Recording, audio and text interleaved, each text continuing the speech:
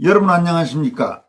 한국 내 중국 비밀경찰서 거점이라는 그런 의혹이 제기되고 있는 서울 송파구 한강변의 중국 음식점 동방명주 실소유주 왕해군 씨가 29일 기자회견을 열었습니다.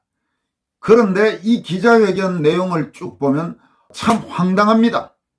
대단히 과합적입니다. 그리고 한국 언론사들의 마치 약점을 잡고 있다는 듯이 언론사 대표들, 국장들, 임원들 이런 고위인사들과 찍은 사진이라도 공개할까요? 이런 말까지 나오고 있습니다. 도대체 지금 한국의 각 분야, 정계, 언론계 이런 분야에서 중국과 유착된 사람들이 몇 명이나 있는지 의심하지 않을 수 없습니다. 상당히 광범위하게 포진되어 있다는 의혹마저 나오고 있습니다. 중국의 해외 비밀경찰서 운용 이 문제는 최근 우리나라뿐만 아니라 전 세계적으로 크게 논란이 되고 있는 문제입니다. 기본적으로 외국에서 비밀경찰을 운영한다는 것은 주권 침해의 그런 우려가 있기 때문에 사실상 불법적인 행위입니다. 그런데 중국이 여러 나라에서 비밀경찰을 운영해왔다는 폭로가 나와서 많은 나라에서 조사가 시작됐거나 이미 폐쇄 명령을 내린 곳들도 있습니다. 우선 네덜란드와 아일랜드, 체코는 이미 폐쇄 명령을 내렸습니다. 또 미국, 일본, 이탈리아, 캐나다, 독일, 뉴질랜드 등 10여 개국에서는 중국 비밀경찰 관련된 진상조사에 착수했고, 캐나다는 비밀경찰서 3곳을 적발한 뒤 중국 대사를 불러서 여러 차례 진상규명을 요구하고 있는 상황입니다. 또 한국에서도 중국의 비밀경찰이 활동해왔다는 폭로가 외신을 통해서 나왔고, 문제의 동방명주가 바로 그 한국 내 중국 비밀경찰 거점이다, 이런 의혹이 지금 제기되고 있는 상태입니다. 이와 관련해 이 동방명주의 실소유자인 왕해군 일각에서는 한국 내 비밀경찰에 깊숙이 개입된 핵심 관계자라는 그런 의혹까지 제기되고 있는 이 왕해군 씨는 기자회견을 통해서 최근 자신과 관련된 또 이 동방명주와 관련된 한국 언론 보도 등과 관련해서 자신의 입장을 주장했습니다. 그런데 그 내용이 상당히 저런 정도로 오만방자한가라는 생각까지 들게 할 만큼 그런 내용이 적지 않습니다. 우선 왕해군은 자기소개부터 하겠다면서 1978년 2월 5일 출생이다. 성별은 남성이다. 제가 맡은 직무는 한화 중국 평화통일촉진연합 총회, 중국 제한교민협회 총회장, 사단법인 중화국제문화교류협회 회장, 서울 OCS 주임, 서울 화성예술단 단장, 동방명주 실소유자, HG 문화미디어 대표 등이다, 이렇게 말했습니다. 그러면서 첫째, 오늘 공식 발표 이후 여러분들은 글과 영상에서 저의 이름, 직무 그리고 초상을 공개적으로 사용할 수 있다. 단 위 정보에만 한한다. 그러니까 아까 자기가 말한 그 정보에만 사용하지 그 외의 거는 사용하지 말라, 지금 이야기입니다. 오늘부터 여타 잘못된 호칭을 사용한다면 악의적인 명예훼손으로 간주하며 이에 대한 모든 법적 책임을 추궁할 권리를 발휘하겠다. 보도에서 제 이름과 직책, 초상을 오용, 왜곡, 희화화하지 말 것을 당부한다, 이렇게 말했습니다. 그는 또 둘째, 오늘 발표 이전 저의 개인정보, 가족정보, 저의 초상을 공개한 언론사와 개인에게 공식적으로 모든 법적 책임을 추궁하겠다, 이렇게 말했습니다. 이어서 셋째, 오늘부터 우리 가족과 아이들의 정보를 보도하고 공개하는 것을 절대로 금지한다. 특히 아이들은 아직 미성년자다.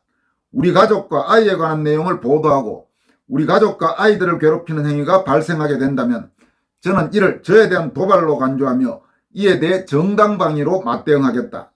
언론인 여러분께서는 직업윤리를 지킬 것을 요청한다, 이렇게 말했습니다. 그리고 넷째, 자신을 신사스럽고 온화하며 유머러스한 사람이라고 주장한 뒤 최근 악의적인 언론사들은 정말 저를 화나게 했다. 저는 대한민국에서 20년 가까이 거주하고 있었으며 하여튼 작은 공인이다. 배우의 세력이 얼마나 크게 모든 언론사가 입을 맞춰 저를 모른 척하는 건가. 그리고 그 의도는 또한 무엇인가 이렇게 말한 뒤 아주 의미심장한 말을 하고 있습니다. 이 부분을 잘 여러분 들어보시기 바랍니다. 2022년 8월 19일 한중 수교 30년 한중 언론인 친목회도 제가 출자해 동방명주에서 개최했는데 벌써 다 잊으셨나요? 기자님들은 저를 모른다고 해도 되지만 언론사의 임원진, 심지어 국장님, 대표님들도 정말 저를 모르시나요? 국장님과 대표님들과 함께 찍은 사진이라도 보여드릴까요? 이것도 보도하실 건가요? 저 또한 10여 년 넘는 언론인입니다. 다시 한번 정중하게 여쭙겠습니다. 도대체 의도한 바가 무엇인가요? 그러니까 한국 언론사, 여러 언론사 높은 사람들 다 나하고 아는 사이 아니냐, 나하고 사진도 찍고 밥도 먹은 사이 아니냐, 지금 이야기입니다. 이걸 아주 쉽게 이야기하면. 그러니까 은근히 지금 협박한다는 말을 들을 수도 있는 내용이라고 볼 수 있습니다. 아마 상당수 언론인들이 이 왕해군하고 그동안 접촉이 긴밀하게 있었던 것 같습니다. 지금 이 내용으로 본다면. 그래서 뭔가 지금 약점들이 잡혀 있는 건 아닌지 그런 의심도 나오는 상황입니다. 왕해군은 또 다섯째, 모든 대회 발표 일정은 31일로 정하며 연관된 사건과 부처가 많은 관계로 집중적으로 발표할지 개별로 발표할지 아직 정하지 않았다. 당일 다른 행사 일정도 있으므로 구체적인 시간과 설명의 형식은 아직 확정되지 않았으며 추후에 별도로 공지하겠다. 이렇게 말했습니다. 또 여섯째, 비밀경찰서 보도사건이 발생하기 이전 동방명주는 정상적인 영업장소였으나 해당 사건 이후 도마 위에 오르게 됐다. 모든 당사자들이 자제할 것을 간곡히 당부드리며 이해관계자든 정부 부처든 우리에게 이유 없는 압박과 방해를 가하는 것은 불합리하다고 생각한다. 저 또한 개인적인 리듬과 스케줄이 있다. 여러분들의 초조함은 이해하지만 현 상황에서 서로 이해하고 관용하며 상호간의 관계에 영향을 주지 않기를 바란다. 이렇게 주장했습니다. 이어서 일곱째, 제가 설명회 이전 연행될 것이라고 들은 바 있다. 저는 이 정보의 진위를 판단할 수 없으며 누가 고의로 어떤 신호를 보내는 것인지도 모르겠다. 선의적인지 주의 요청인지 아니면 경고와 위협인지 모르겠다. 하지만 저는 진실은 반드시 밝혀질 것이라고 믿는다. 31일 약속한 대로 제가 나오지 못했더라도 제 동료에게 위탁해 저를 대신해 발표하도록 하겠다. 안심하기 바란다. 이렇게 주장했습니다. 그러니까 31일에 다시 이제 기자회견을 해서 소위 이 동방명주와 관련된 의혹, 비밀경찰과 관련된 논란에 대해서 자신들의 입장을 이제 밝히겠다고 했는데 그에 대한 이야기입니다. 그러면서 여덟째, 이번 사건에 대한 관심이 높고 참석하고자 하는 인원이 많다. 다만 회의장 공간 제한과 안전 우려로 12월 31일 설명회는 100명만 입장의 취재, 보도 또는 방청을 할 수 있다. 공정하고 공평하고 차별 없는 입장을 위해 입장권을 실명 구입 방식으로 입장을 허용하겠다. 입장권은 1인당 3만원이며 매진될 때까지 판매한다. 설명회 시간이 상대적으로 긴 것으로 고려해 현장에 다과를 배치했다. 먼저 도착한 참석자는 1층에서 대기하기를 바라며 다과와 의료는 준비해드리겠다. 설명회는 시간에 맞춰 동시 입장으로 진행하겠다. 설명회 시간 이후에 종업원들에게 인터뷰를 요청하거나 괴롭히고 무단으로 촬영하는 행위가 있으면 삼가해 주기를 바란다. 이렇게 말했습니다. 그러니까 12월 31일 설명회를 하는데 100명만 하고 또 거기에 참석하는 사람은 1인당 3만 원을 내야 참석을 시키겠다. 지금 이야기입니다. 그러면서 왕해군은 오늘의 발표는 한국어와 중국어 내용이 다를 경우 중국어를 기준으로 한다. 오늘 발표 이후 위에 있는 스크린 내용을 다시 갱신할 것이다. 지속적으로 지켜봐달라. 이렇게 말했는데 이날 왕해군의 기자회견은 왕해군이 중국어로 말하면 옆에서 직원이 한국어로 다시 번역하는 식으로 진행됐습니다. 그리고 이날 기자회견을 마친 뒤에는 정상대결 친미 세력 대 친중 세력이라는 선전용 문구를 동방명주 가게 스크린 화면에 띄웠습니다. 참 이것도 이상하죠. 정말로 다른 무슨 정치적 그런 게 없는 중국 음식점이라면 그 스크린에 친미 세력 대 친중 세력과의 대결 이런 내용의 문구를 스크린 화면에 왜 띄우는지 이해하기가 쉽지 않은 그 부분입니다. 이어 전해드릴 내용은 집권여당인 국민의힘이 당협위원장 42명을 새로 교체해서 명단을 공개했습니다. 당협위원장이란 것은 국회의원 지역구 253곳에 있는 당원협의회의 대표로 통상은 해당 지역구 국회의원이 겸직하는데 현역 의원이 없는 지역은 차기 총선에 출마하려고 하는 사람이 맡는 경향이 많습니다. 그러니까 이번에 42명의 새로 임명된 당협위원장도 모두 해당 지역구 국회의원은 국민의힘 국회의원이 아닌 지역들에서 당협위원장이 임명됐습니다. 당협위원장이 누가 어디에 일일이 됐다 이것까지는 여러분들에게 소개할 필요까지는 없는 것 같고, 당협위원장 이번 선임에서 이준석과 가까운 몇몇 사람들이 탈락하거나 보류됐습니다.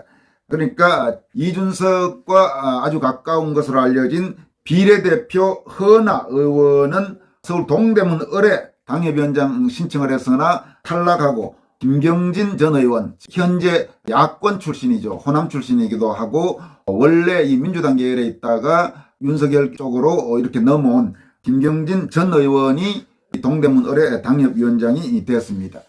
또 이준석 성상납 의혹, 증거인멸 교사 의혹 때 이름이 많이 오르내렸던 역시 이준석의 핵심 척건 김철근 전 당대표 정무실장이 맡았던 서울 강서병 당협위원장은 김진선 전 강서구 부구청장 직무대행으로 교체됐습니다.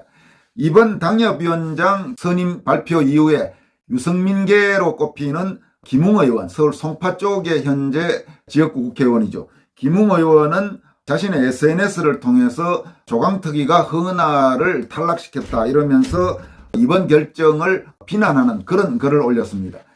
이에 대해서 김소연 변호사가 아주 따끔한 글을 올렸습니다. 김소연 변호사는 허은하, 김웅, 유승민 참 내로남불 대단하네요라는 제목의 글을 통해서 다음과 같이 유승민, 이준석, 김웅, 허은하 이쪽 사람들을 비판했습니다.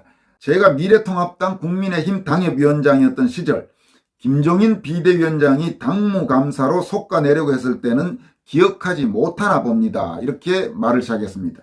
이어서 저는 심지어 직전 총선에서 당당히 경선 1등으로 공천받아 출마했던 국회의원 후보였다 이러면서 반이준석이라는 이유 말고 또 뭐가 있었나요? 이렇게 반문했습니다. 그러니까 김종인 비대위원장 시절에 이준석을 비판하는 김소연 변호사를 당시 당에서 당협위원장을 쫓아냈죠. 지금 그 이야기를 하고 있는 겁니다. 그러면서 김소연 변호사는 준석이에게 뭐라고 했더니 징계하라고 중앙당에서 대전시당으로 내려보낸 것도 기억이 나지 않나 봅니다. 이렇게 말했습니다. 당협 쇼핑요. 달림 영창 현수막으로 국민들의 울분을 위로했을 때 저를 두고 민주당보다도 앞장서서 언론에 나와 저를 밟던 사람들, 준석이랑 친한 세보수의 사람들 아니었나요? 이렇게 반박했습니다. 그러니까 이거는 김소연 변호사가 달림은 영창으로 추석 때 이렇게 플래카드 현수막을 내걸었더니만 더불어민주당이나 문재인 정권 쪽에서 뭐라고 반발하는 거야. 그렇다 치더라도 당 안에서 이준석 그룹이 막 반발하면서 품위 운운하면서 김소연 변호사를 맹공격했었죠. 지금 그 이야기를 하는 겁니다. 윤석열 대선 후보 조직특위 부위원장 임명장 받았을 때 기자들 시켜서 이준석과 후보가 척을 지려고 하는 거냐라고 압박을 해서 일주일 만에 임명 취소한 사람들이 누구였는지 모르십니까? 지금 이야기는 대선 과정에서 김소연 변호사가 윤석열 후보 캠프 쪽에 그 조직특위 부위원장에 임명됐는데 이준석계 쪽에서 반발하면서 일주일 만에 부위원장 임명이 취소된 이야기를 말하는 겁니다. 비대위원장이니 시민사회 수석이니 하며 구렁텅이로 끌고 들어가는 건 당권이 있든 없든 그쪽 특기인 건 알겠으나 많은 당원들과 국민의힘을 지지하는 국민들이 그러려면 차라리 민주당으로 가라고 외치는 소리는 전혀 들리지 않으시나 봅니다. 분탕도 어지간히 쳐야죠. 준석맘 정미경 전 의원도 당협 쇼핑하셨고요. 그러니까 이 정미경 전 의원은 이준석과 가까웠죠. 그러면서 유리한 지역에 여기저기 다니면서 당협위원장 하겠다는 그런 움직임을 보였다. 이런 이야기들이 있고 실제로 이준석 체제하에서 경기도 분당을 당협위원장으로 내정이 됐는데 이번 조강특위 결정에서 일단 보류됐습니다. 거기에 당협위원장을 누가 할지를 아직은 결정하지 않고 보류한 상태입니다. 반 이준석계는 준석이가 친히 언론으로 갖고 놀다가 여러 사단이 난 적이 있었죠. 그보다 더했던 일은 정진석 비대위 출범 이후 단 한 건도 본 적이 없습니다. 과연 세보숙의 3% 지분 먹고 들어와 좋은 지역구 단수 공천받은 웅이 아버지, 지금 이거는 김웅을 말합니다. 그러니까 세보숙의, 그러니까 유승민계로 지분으로 통합하면서 들어와서 상당히 국민의힘에 유리한 송파 쪽에 공천받아서 국회의원이 된 걸 말합니다. 비례로 들어와 엉뚱하게 BLM 무릎 시위 쇼로 시작해 방송마다 나가서 해당 행위 내부 총질 발언만 일삼던 비례의원 헌안해요. 이렇게 김선 변호사가 바로 유승민, 이준석, 김웅, 헌합 이 세력들에 대해서 따끔하게 일침을 가했습니다. 여기까지 하겠습니다. 여러분 고맙습니다.